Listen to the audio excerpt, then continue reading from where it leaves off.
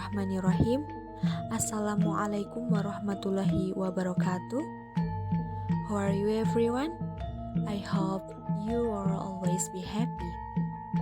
Okay, we come from 7 group and the member of group is me, Fatha Salwa Azahra, and Muhammad Syahrul Sabila, and last Rahmatunisa. We will explain about the development of Kalam thought in Nusantara. Let's enjoy it. Yang pertama tentang tokoh ilmu kalam di Indonesia. Yang pertama Profesor Dr. Harun Nasution.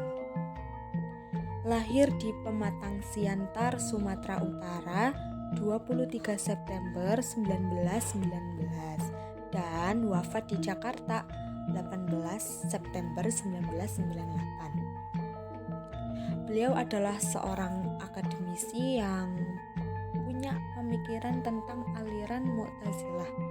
Jadi beliau adalah tokoh di balik lahirnya aliran Mu'tazilah di Indonesia.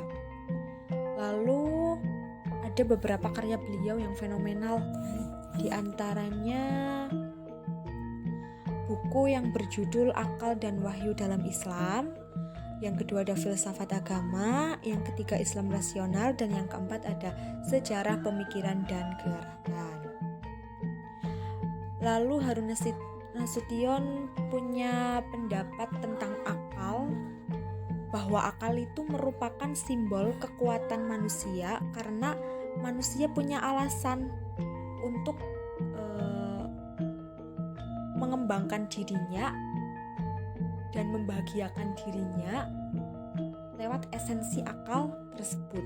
Jadi akal punya kekuatan tersendiri untuk membuat manusia itu menjadi manusia yang sesungguhnya. Yang kedua ada Kiai Haji Hasyim Asy'ari.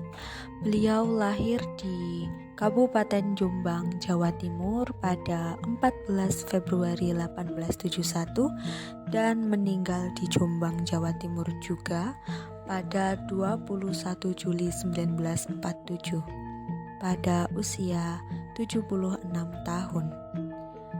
Lalu beliau dimakamkan di Tebu Ireng, Jombang. Beliau merupakan salah satu tokoh Nahdlatul Ulama ya. Lalu pemikiran beliau itu lebih condong ke Asy'ariyah, yaitu pemikiran Asy'ariyah yang fleksibel. Selanjutnya ada pemikiran kalam oleh H.M. Rashidi. Beliau merupakan salah satu tokoh ilmu kalam yang sedikit menentang pemikiran kalam dari Harun Nasution. Menurutnya, pemikiran Harun Nasution sudah tidak relevan lagi dalam kondisi umat Islam sekarang, khususnya di Indonesia. Rashidi berpendapat bahwa menonjolkan perbedaan pendapat antara aliran kalam yang ada bisa melemahkan iman para mahasiswa terutama, karena mahasiswa itu kalangan akademisi. Untuk itu, perbedaan aliran tersebut tetap ditopang dengan penyempurnaan tujuan dari aliran-aliran tersebut. Jadi lebih ke penyempurnaan tujuan dari masing-masing aliran. Tidak boleh ada perdebatan di antara aliran-aliran yang sedang ada di Indonesia. Yang keempat ada Nurcholish Madjid. Pemikiran beliau tentang ilmu dan ajaran ialah bahwa keduanya sesungguhnya secara nyata ada dalam kehidupan manusia dan mempengaruhi masyarakat, yakni kehidupan sosial manusia dalam konteks ruang dan waktu. Mengenai agama dan kemanusiaan, beliau berpendapat bahwa sebenarnya agama tetap bersifat kemanusiaan, karena agama mempunyai tujuan menuntut manusia mencapai kebahagiaan.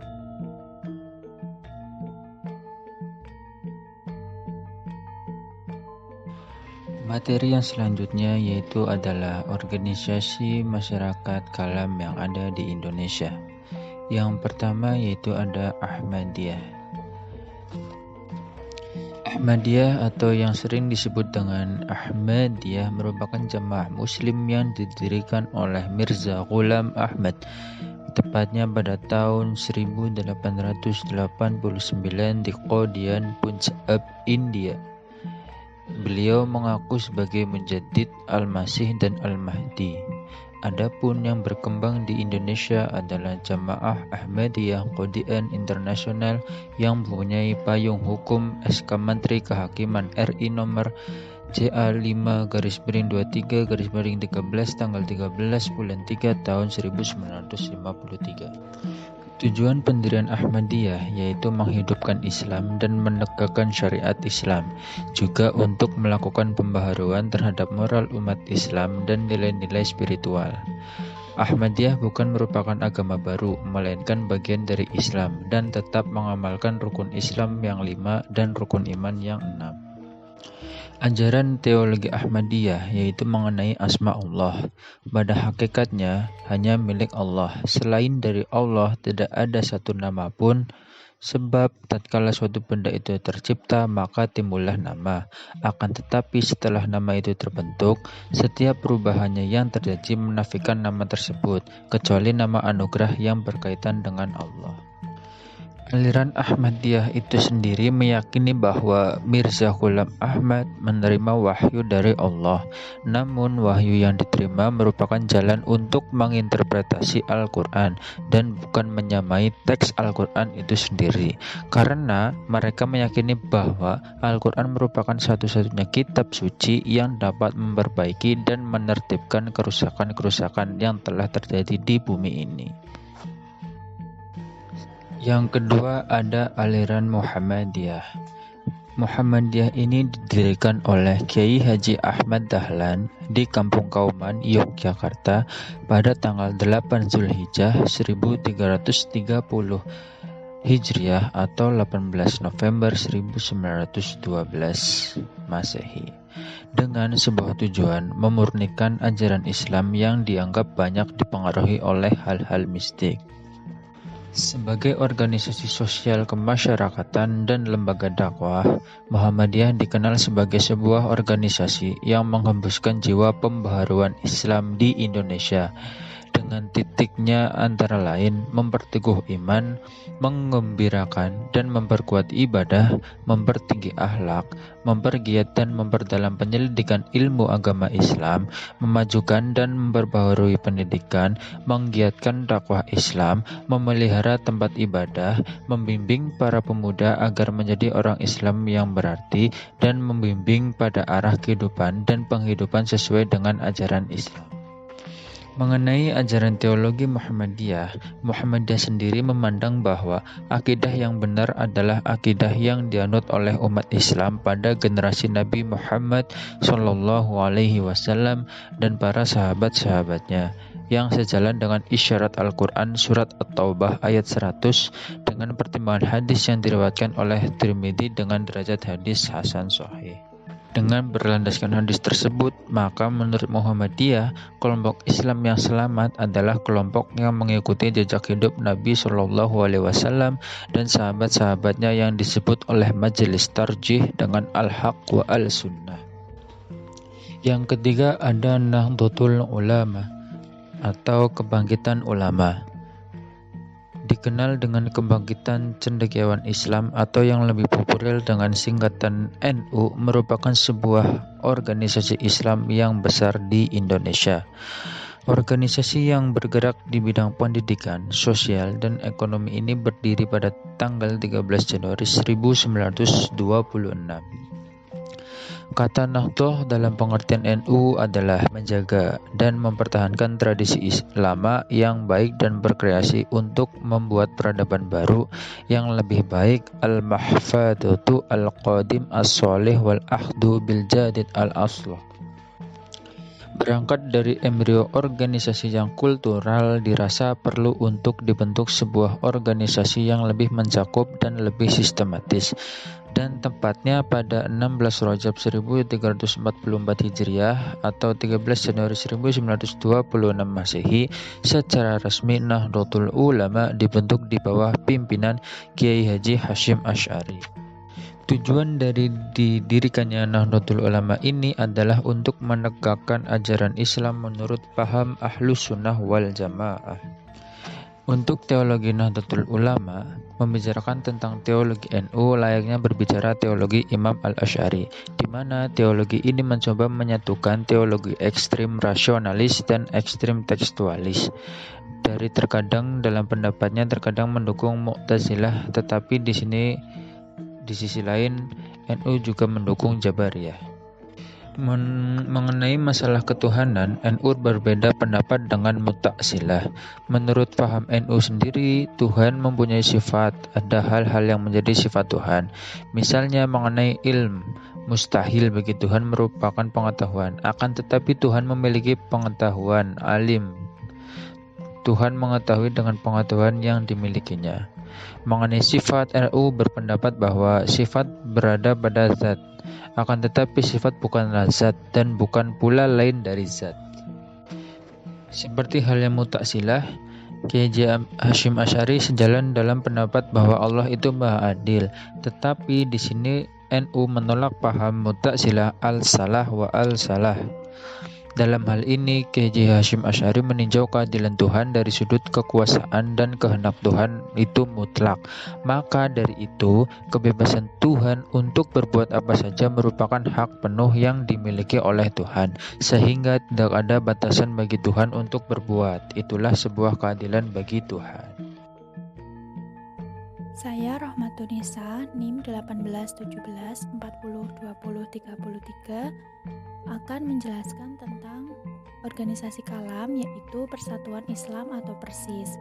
Persis didirikan secara resmi pada hari Rabu tanggal 1 Syafar 1342 Hijriah bertepatan dengan tanggal 12 September 1923 di Bandung oleh sekelompok orang Islam yang berminat dalam studi dan aktivitas keagamaan yang dipimpin oleh Haji Zamzam dan Haji Muhammad Yunus.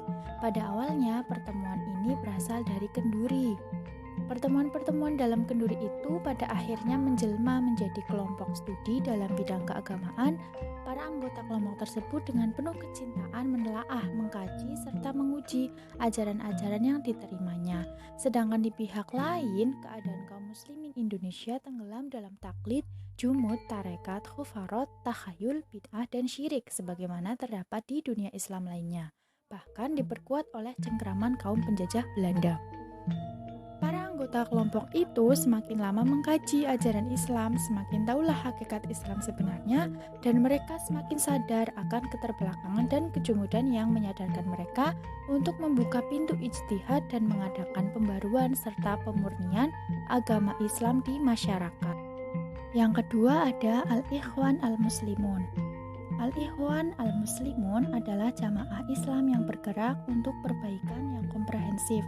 Gerakan Al-Ikhwan Al-Muslimun ini didirikan oleh Hasan Al-Banna pada bulan Maret tahun 1982 di kota Islamiyah Mesir. Tujuannya adalah membentuk generasi baru kaum beriman yang berpegang pada ajaran Islam yang benar, di mana generasi tersebut akan bekerja untuk membentuk bangunan umat ini dengan sibghoh Islamiyah dalam semua aspek kehidupannya.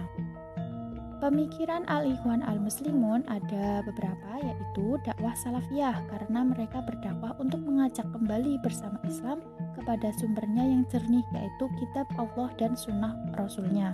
Selanjutnya ada thariqah sunniyah, karena mereka membawa jiwa untuk mengamalkan sunnah yang suci, khususnya dalam masalah akidah dan ibadah semaksimal mungkin sesuai dengan kemampuan mereka.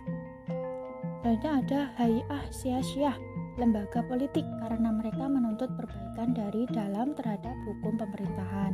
Yang terakhir ada jamaah riyadhiyah, klub olahraga, karena mereka sadar memahami benar bahwa seorang mukmin yang kuat itu lebih baik daripada seorang mukmin yang lemah. Yang terakhir ada jaringan Islam liberal. Didirikan pada tahun 2001, jaringan Islam liberal ini menjadi lebih terorganisir. Forum ini diawali dari beberapa komunitas diskusi intelektual muda Muslim dengan penggagasnya Gunawan Muhammad. Jaringan Islam liberal adalah salah satu lokomotif yang menggerakkan tata nilai pemikiran keagamaan yang menekankan pada pemahaman Islam yang terbuka, toleran, inklusif, dan kontekstual. Landasan liberalisme adalah 1. Membuka pintu ijtihad pada semua dimensi Islam, mengutamakan semangat religio-etik, bukan makna literal teks, mempercayai kebenaran yang relatif, terbuka, dan plural, memihal pada yang minoritas dan tertindas, meyakini kebebasan beragama, memisahkan otoritas dunia dan ukhrawi, otoritas keagamaan dan politik. Aktivitas dari JIL, Jaringan Islam Liberal, yaitu yang pertama ada Sindikasi Penulisan Islam Liberal. Maksudnya adalah mengumpulkan tulisan sejumlah penulis yang selama ini dikenal atau belum dikenal oleh publik yang luas sebagai pembela pluralisme dan inklusivisme. Yang kedua ada talk show di kantor berita Radio 68 dengan mengundang sejumlah tokoh yang selama ini dikenal sebagai pendekar pluralisme untuk berbicara berbagai isu sosial keagamaan di tanah air. Yang ketiga ada penerbitan buklet. Mencoba membuat buklet ukuran 40-50 halaman berisi tentang wawancara atau ringkasan dari tulisan tentang isu-isu yang menjadi bahan perdebatan dalam agama dan menjadi tempat bagi kelompok-kelompok tertentu untuk melancarkan kampanye seperti jihad, penerapan syariat Islam, dan penerapan ajaran memerintahkan yang baik. Yang terakhir ada website islamlib.com, memuat setiap perkembangan berita, artikel, atau apapun yang berkaitan dengan misi jaringan Islam liberal. Sekian dari